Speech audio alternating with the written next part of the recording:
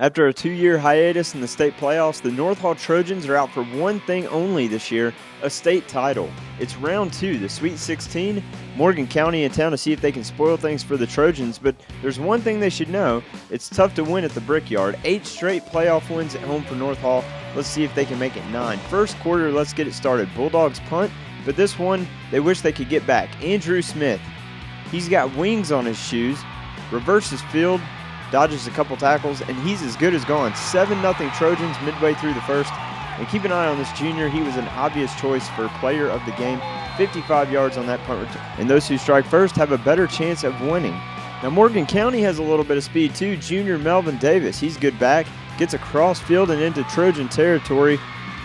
But then we swing back. Re-enter Andrew Smith. Anytime a big play was needed, this guy answered the call. Trent Hawk, another junior, picked off on a pass attempt up the middle. Smith comes down with it, and then he completes the momentum swing. That's the most important thing. Keeps from the wishbone, and although his shoestring still eludes defenders, goes the final 46 yards to give North Hall a 13-0 lead after the point after failed. And this mostly potent offense enjoying just one of a few big running plays on the night. Just 10 first downs and 239 total yards of offense for the Trojans. Second quarter, it's Hawk picking up a good time to run. Both defenses were stingy, and North Hall wouldn't allow many of those plays either. Still, Marquise Benton storms in for the short score, makes it 13-6 after the Bulldogs also missed the PAT. And early in the third, watch this play. Senior quarterback Bradley Brown finding Dustin Bennett. Big junior rumbles deep inside the red zone after grabbing the pass in the flats. But hold everything, this was a holding call that brings it all the way back. Coach Bob Christmas knows that could definitely spell trouble. Benton again gets the handoff for the Bulldogs, gets a big chunk on the play, 52 first half yards and just 61 on the game, but this one very key. Puts them just inside field goal range, for an NFL kicker, except this kid can kick.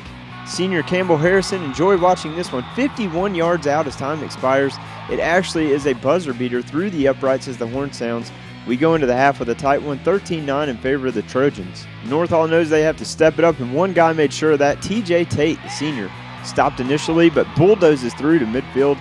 Tate would lead all rushers with 98 yards on 15 carries. This part of the opening drive of the second half gets the pass from Brown, and he's way inside Bulldog lines.